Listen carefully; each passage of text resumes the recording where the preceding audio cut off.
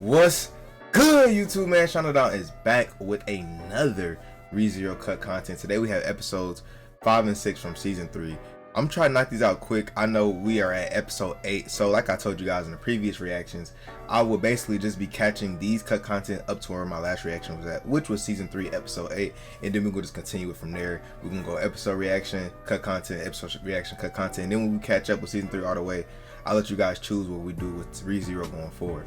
But with that being said, man, if you're new here, welcome to the Don Crew, bro. We're on our way to 4,000 subscribers, man. With that being said, let's get into this reaction, man. Shout out to my boy AniNews as always, and let's do it. Might just be the most twisted Archbishop. Yeah, she's fucked, I'm gonna be honest. On top of her sadistic desire to be loved by everyone, her psychotic behavior won't even allow Subaru to reset.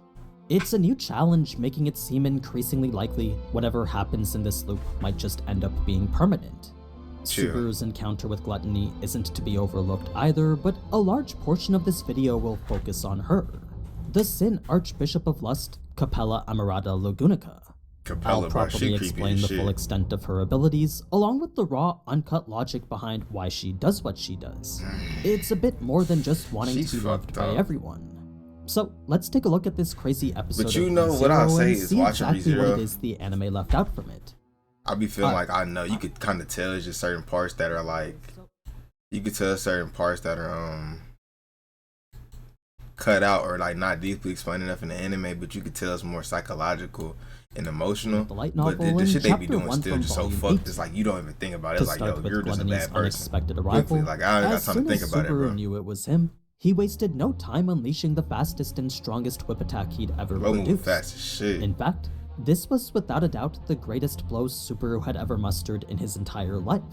The impact would have gouged out skin and flesh alike, but somehow Roy managed to catch it effortlessly. With the teeth, though. Freak Crush had engaged just like we saw next, but in addition to those invisible slashes of wind, she also followed it up with a close-range sword thrust. It was a charge that seemed sure to impale the target in front of her, but once again, Roy had avoided it like it was nothing. With an inhuman display of acrobatics, Roy twisted his body in a way that shouldn't have been possible, then deflected Krush's blade with only his fingertips. It was a counter only made possible by his concealed weapons known as the Tiger Claws, the purple extensions we see him wearing on each of his fingers here. He would then go for a counterattack on Krush, which actually would have hit had Subaru not moved her out of the way with his whip. With him literally carrying her again now, Subaru would run away, serving as the decoy for Gluttony to give chase after. This in turn created an opening for Julius, allowing him to land a direct hit on Gluttony. Unfortunately, drawing a little blood wouldn't be enough to stop him, as by the time Julius had prepared his next attack, Roy was already on his feet moving again. So even with Julius pressing the attack with a relentless fury of sword strikes, Roy's arrow movements were just too hard to keep up with. Shout out to AniNews for editing these videos how he does, bro. This shit fire as fuck, and it's super informative. So long as Roy was occupied, Krush and Subaru could go achieve their primary goal. That was if you guys want more, you just smash the like button, since for both Subaru and Krush, ignoring Gluttony was incredibly difficult. I mean, he was the singular goal Subaru had been pursuing for the past year. Time and time again, he'd dreamt of getting the chance. And that's another thing watching ReZero. I watch it in patches, so it's like it's certain things that happen. And it's like it's not fresh on my memory, and unless it's set in here or like a little clip brought up or like a reference, I forget certain shit happened. Which is like chance was finally here, that's why I'm like still willing to do to content for the first and second season. It was an awful feeling knowing he'd have to let such an opportunity slip through his fingers like this.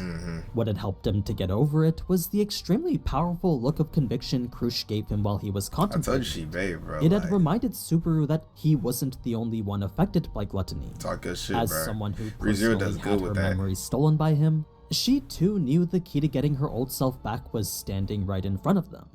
Even so, the choice she needed to make was clear. Fulfilling her duty would always come before helping herself, even if it meant continuing to live in a world that was blank when it shouldn't be. And she don't got memories she was willing to pay if it meant helping the people. That's how you know it's just sometimes as much as their hesitation, like, reluctance, and regrets encouraged them otherwise, Subaru and Krush knew they both lacked the time and strength to defeat Roy right now. They knew the only right choice was to pursue. It's almost like a 30-minute video for you. I'm about to get your snacks, you know what I'm saying? Sit back and chill. Capella's base of operations that the first thing Subaru would notice would be the media. It was the most peculiar one he'd seen to date. As a device that expanded and enhanced the user's voice, The fact it was shaped like some kind of pipe organ really intrigued Subaru more than it should have. It was a machine solely powered by the magic crystals embedded right into it. The dragon quickly grabbed Subaru's attention after, and Crush's assault on it was way more brutal than what we saw. She didn't hold back, even for a second. She even got up close and kicked it right in the chest, sending the dragon stumbling backwards from the sheer immense force of it. Now, knowing how this dragon was probably just a human transmutated by Capella, it makes me feel bad for whoever it was before. They probably just wanted help and Crush just started wailing on them. Subaru would then discover what the sounds he previously heard on the broadcast was, rendering him speechless in a way that was well highlighted in the anime. What they didn't show after, though, was Capella stomping hard on Crush after being rendered unconscious. She was convulsing from the mix of blows and whatever Capella had done to leave her like this, likely poisoned as Subaru could notice a fang-like tooth poking out of Capella's mouth. The moments after were very much faithful to the novel, all the way up to Capella's transmutative counterattack. It was the first time she'd displayed the full extent of her powers as Lux. Like, oh my gosh, this shit is literally a walking nightmare, bro. Like, imagine just, I don't know, bro. ReZero does a good job of putting terror.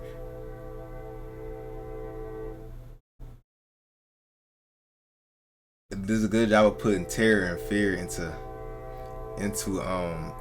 like the minds of the viewers, bro, or the readers, for the people that's reading the source material, bro. Hey, this train would choose right now to start doing this shit, huh? It's just so bogus, bro. Like, why? They're done harassing me, bro, thankfully. To explain it in the words she herself considers best, though, it all stems from the very reason she exists. An existence where all she wants is to monopolize all the world's love and admiration for herself.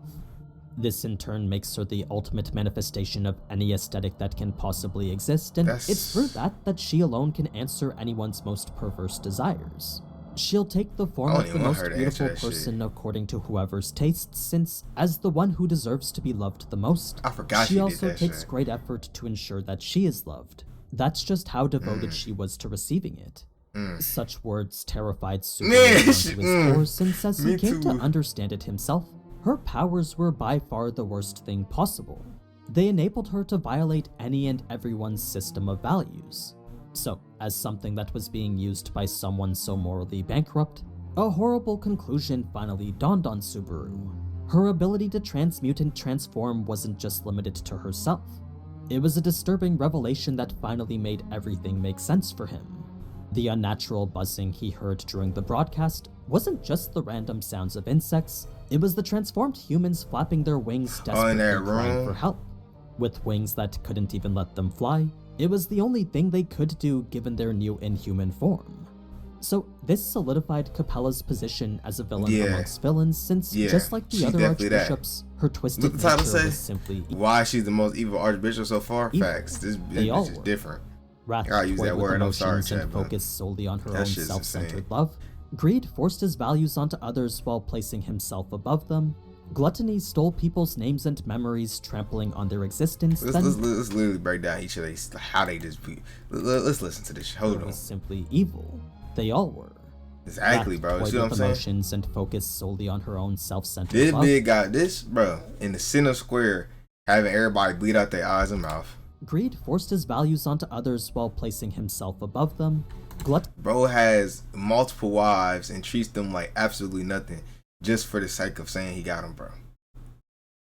And like that's a really nice way of putting it. Like that's really nice to put greed into picture. Names and memories trampling on their existence. Then Capella simply spat upon the values any normal human need to respect. That's what I'm saying. They know how to put fear into the mind of man, bro. Like.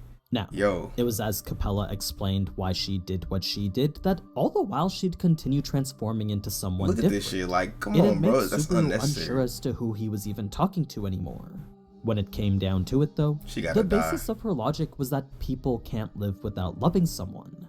Since they can't love something that's strange or revolting either, though, by process of elimination, it also meant they can't live without loving something they can love. This was the maxim by which Capella lived her life by. A comprehension of love she referred to as if it was the greatest discovery ever made. The whole thing was spoken with reasonably sounding logic, but just like all the other archbishops before her, that logic was built upon pure insanity. See what I'm saying? See, this is something else that happened in Phase Zero. If you try to type it to my Phase Zero reactions, the character Caster and the Master and Servant, the Master of Caster, bro, and Caster himself, bro, they had that same thing where it's like, bro, they're just insane as fuck, and they built this logic or perspective on top of the fucking insanity, bro. Like, the way I described it in the video, I said, bro, it's like when people stink and they put cologne or perfume over the stench, it only makes it worse. It's like you have a terrible foundation and you're trying to put something good on top of it. No, it's not how this works. That made Subaru just want to run away. Exactly, Capella bro. wasn't done there, her though, arm as she still had more to say like, with regards to why she was doing everything. To put it as simply as possible, it was all because she loved them. Out of a deranged compassion for everyone around her, she in turn wanted to do everything to make everyone love her. It was all part of her desire to drown in the love of many. That was who she was. So, as a person that wanted to monopolize all the love in the world for herself, that meant she needed to put in every effort to be loved. It was a process that included turning herself into whatever image best suited the person she was appealing to. Her goal was to make everyone look at her, robbing them of their interest in anything else. This, of course, included Subaru too, so even if he was just one person, Lust wanted to make him love her too. It's actually the reason why she refused to kill him here. Oh, Since that all makes she was sense. about was making people love her, despite Subaru being nothing but a useless sack of meat, he did still have value so long as his love was focused on her. That's just how strong her desire for recognition was. Yo, this actually freaked me out, bro. As far as we this know is literal with regards to her motives right now, behavior, all bro. Capella wants is for one more person to tell her how much they love her. But it's one thing to be a psychopath, but it's another thing to be able to transform into a medieval dragon. And then everything else in existence, like, what the was asking for. Keeping that in mind then, Capella's next form was a display intended to show just how hard she was working to be loved by Subaru. She then went on a rant comparative to Echidna's back in Season 2, listing off every possible reason one might claim to love someone. It was truly extensive and seemingly unending, each reason changing her expression for the worst the more she continued. In the end, it was all to express how all of it was, well, bullshit, and how to her, the only thing that mattered was visual stimulation. If it didn't, then she was more than willing to put the whole "would you love me if I was a fly" argument to the test for real. It was actually hold on, AniNews, you can't be saying shit like that, dude. See, because girls would be saying dumb shit like that. But see, hold on. But like the thing, that's all I'm about to say, bro. Who's reading that long paragraph? Like, who listens to all that? Yo, this shit, it's like, before they kill you, it's like, bro, this shit is just torment on every level of beingness. Spiritually, mentally, emotionally, physically, like, ReZero gonna tear you apart. Like, bro, this man Super really got torn apart and put back all the way together. His disgust for the flies in the other room was stated loud and clear. So this was the logic Capella abided by and the values she decided to pursue as the Archbishop of Lust. Now, fast forward to when Subaru was slowly dying and the tainted blood Capella decided to mix with his started overriding him into something that wasn't him. The feeling he felt was no longer pain or agony, but instead fear that originated from a different dimension entirely. In this moment, what was happening to Subaru was terrifying. Not because death was right around the corner for him, but instead because death was being withheld from him. For the first time, his opponent refused to let him die. That's pretty much where the whole Capella incident comes to an end, so if we were to focus on one of the many other incidents happening across the city, Amelia's capture is probably the best. The others are a bit more disjointed with where they're at, so for them it makes more sense to wait before talking about their stories. So, to focus on Amelia, her initial thoughts here were that she'd been saved by Subaru. She was kind of hoping that that wasn't the case though, since after talking all tough and convincing Subaru to let her fight, it would be way too mortifying to know he had to save her anyway. Being naked didn't stop her from actually getting up and investigating where she was, since despite Anna Rose's best efforts to make her more reserved, this to her was an emergency. She decided that even if she was completely naked, she needed to figure out what the current status was. This led her into the halls with only a blanket on, resulting in her first formal meeting with Regulus, a person she barely recognized as the man she bumped into on the street. For real, she doesn't know he's one of the archbishops attacking the city, nor does she remember him as this person from her past. Regulus would then approach Amelia similarly to the way Subaru would himself, but the key difference in the way both of them acted was the lack of warmth Regulus carried when he was speaking to her. He was different, bro. There was no compassion or consideration behind look at how they animated his face. None of the flattery she would usually receive when Subaru spoke. So, it was from this alone that Amelia now had a strange impression of Regulus, leading her to feel like something was deeply wrong. She couldn't quite pinpoint what it was, but something about this man seemed eerily familiar. From a distant corner of her mind, there was this vague feeling that she'd met him somewhere. In any case, there was an uncomfortable intensity with the way Regulus proceeded to ask the question. He first grabbed Amelia by the shoulder, brought himself practically face to face, then asked the question he'd asked all his other wives before her. The reason for such wasn't out of vulgar curiosity though, but was rather simply to confirm the sanctity of the powerful bond they were about to commit to. If they were going to embark on a journey of mutual love and understanding, then both parties needed to fully entrust themselves to each other. It was the only way Regulus believed that they could maintain their relationship. Right. So, with Regulus now closer than he was before, once again, everything about him started stirring the depths of Amelia's memories. His figure, his voice, and his mannerisms all jogged a part of her memory she didn't even know she had. It was a presence almost identical to the menacing feeling she got when facing off against the horde of rabbits. Luckily, Amelia's response was more than acceptable, even going so far as to open up Regulus's third eye for him. What I mean is that Amelia just made it a whole lot more difficult to become one of Regulus's wives now. Before, he'd always used this question as a metric to measure his wife's purity, but now that Amelia had given him an answer he didn't even know was possible, this was the new standard of purity all his future wives would have to live up to. It wasn't enough to just be pure physically anymore. No, for Regulus, their very heart needed to be pure as well. So this was so crazy because she did say, "What do you mean by that?" or something like. She had said, like, her response was so silly. So it's like, but it's so crazy, bro. See, like I said, ReZero, it does a very good job of like playing with the mental and like the certain values and certain things we question as human beings, right? Cause like, you know what I mean? Cause this could be like, I know he's extreme, right? Greed is he's super extreme. Regulus is super extreme, but to a certain extent, certain humans do carry some of these mindsets. Maybe not to such an extreme matter, but you know, you do it a little bit, you've done it all. If that makes sense. I don't know if that really makes sense. I know it makes sense, but I don't know if y'all get it. That would mean that they were just too impure for him. You know what I'm saying? This was the new standard. Because like, oh, it's not good enough. Like, oh, it's not good enough for you just to not be, just for you to be a virgin now. Now you need to not even know what it means, right? Because it's like, oh, well, you shouldn't do this, you shouldn't do that. Well, now it's like, oh, since this person doesn't even know what that means, then now they're the purest person. Now no, it's not about none of that. You know what I mean? It's like, it's just so crazy how like that morale or that certain like mindset, you could just take it and get so deep with it. You know what I'm saying? That's like, I feel like each archbishop is really just certain mindsets, like literally like greed, lust, whatever, and just taking that mindset and just to the extremity, like the extremity of how you can take it. And that's so crazy, bro. Anything else would just diminish the value of the position he was offering. But yeah, that's everything we missed from episode 5. There wasn't really much in terms of whole entire scenes cut, but I hope these extra details did give you a bit more appreciation for the villains. Capella's character is certainly an interesting one, and I can't wait to see what it is that she really wants. But anyway, to say the least. If you missed last... And the thing about her possibly being a princess too, that could still be true. I don't know. But here we go, y'all. We got episode 6 right here. Got pretty lucky here. Rez Krush got turned into some apparent abomination. If you made it to episode 6, man, smash the like button. Enhanced mutated leg far stronger than it was before. He's kind of like Emiya from Heaven's Feel now. Some news. It's a bit too early to say whether this buff is here to stay, but for now it looks like Subaru will be making the most of it. As for what it is, well, that's what we're going to talk about here. An apparent curse currently at odds with the existing curse already inside him.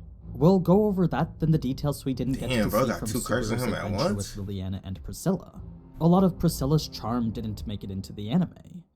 Before we get started though, if you're a fan of I'm keep it a buck. I enjoyed every moment of Priscilla's We actually got to see the Curse of the Beast duke it out with the Curse of the Dragon. To describe it the way that the novel did, chapters 1 to 3 from volume 18 of the light novel.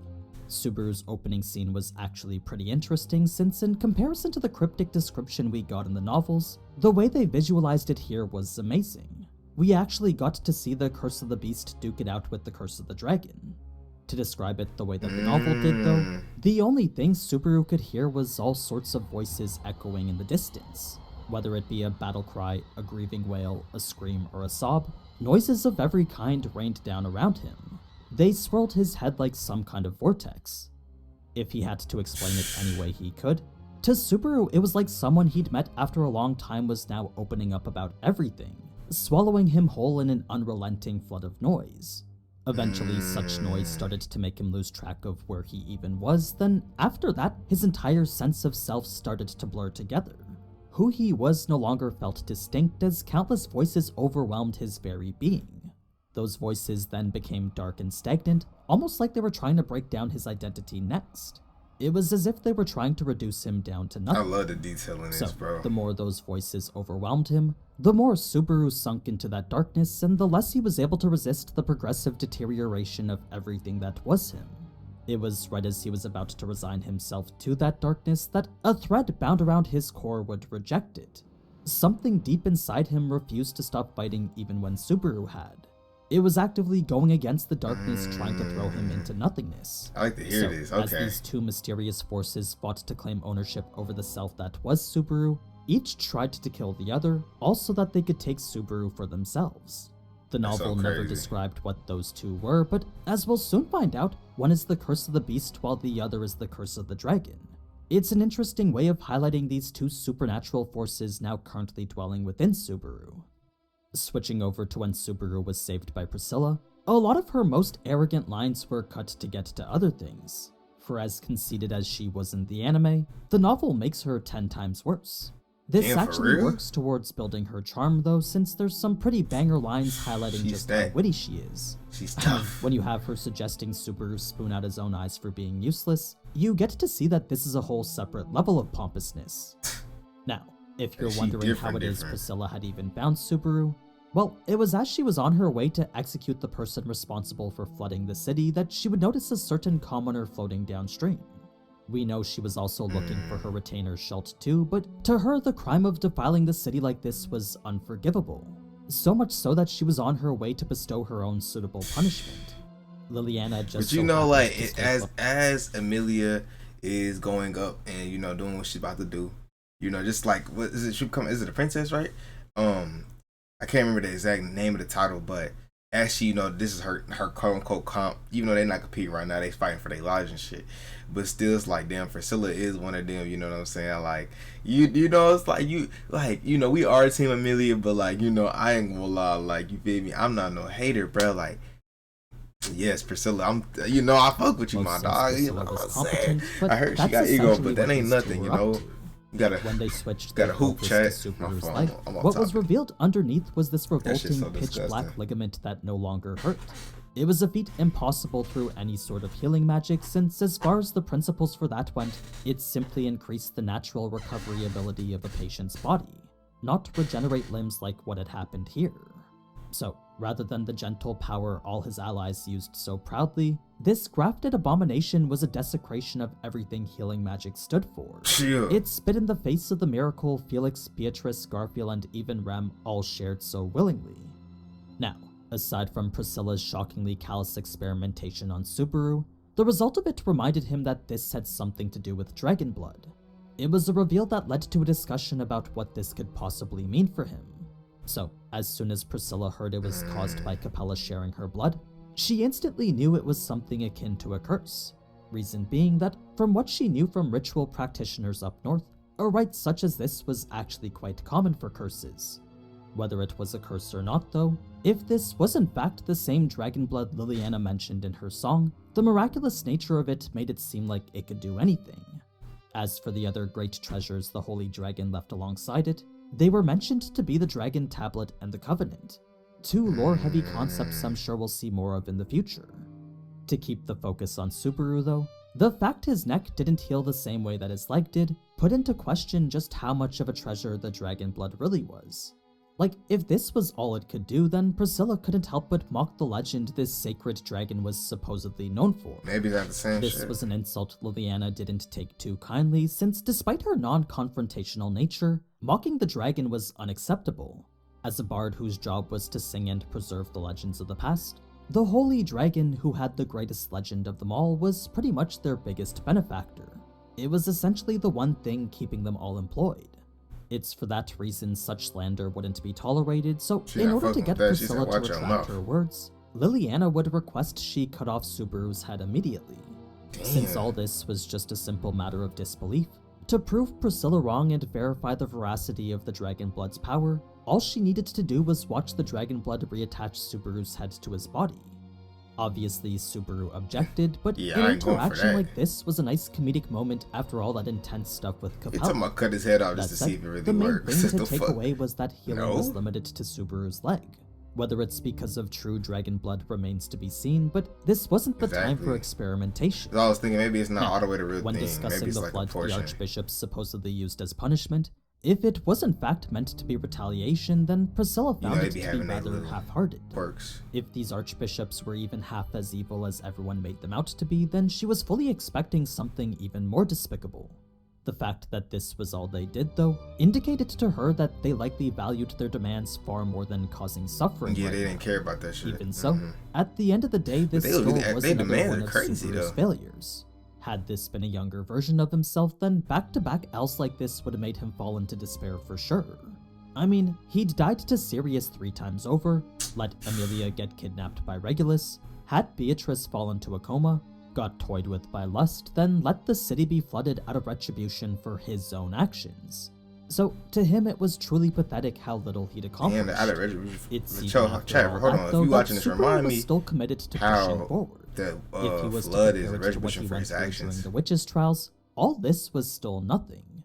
It wasn't nearly enough to make him give up yet. I think that bunny scene was one of the scariest scenes. Like, that shit put terror in there. Which were a fundamentally different type of monster from demon beasts. As incomplete monsters from birth, it was only fitting to refer to them as such. Combine this with their inherently flawed designs, and what you get are creations made as if to mock the living. Their obvious defects were a clear indication that this was what their creator was going for. Luckily, this meant they were usually missing one or more of their senses, so that made dealing with them a whole lot easier. That said, they were still formidable enough monsters to take out civilians.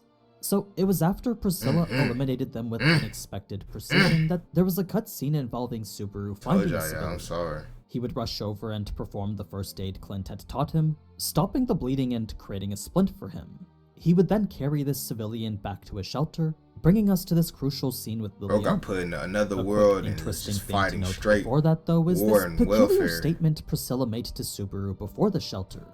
He didn't understand what she meant by it, but I imagine it's because he has a tendency to show up when it matters most.